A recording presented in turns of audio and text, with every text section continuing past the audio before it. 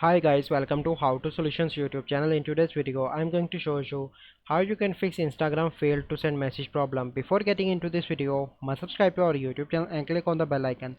So the first step you need to do is to open Play Store and search for Instagram and update your Instagram application. Once you've done that, you simply need to go into the settings and go into the app management and click on app list and search your Instagram and click on storage and cache, and then you need to clear cache and clear storage. Once you complete that step, you simply need to go back and log in your account on Instagram, and then you need to open the messenger icon in the top right, and then you need to select any message like this and click on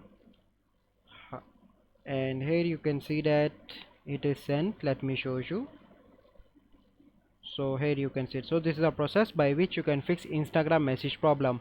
I hope you find this video helpful. If you find this video helpful, must like this video, subscribe to our YouTube channel for future videos. We'll see you in the next video. Thank you, have a good day.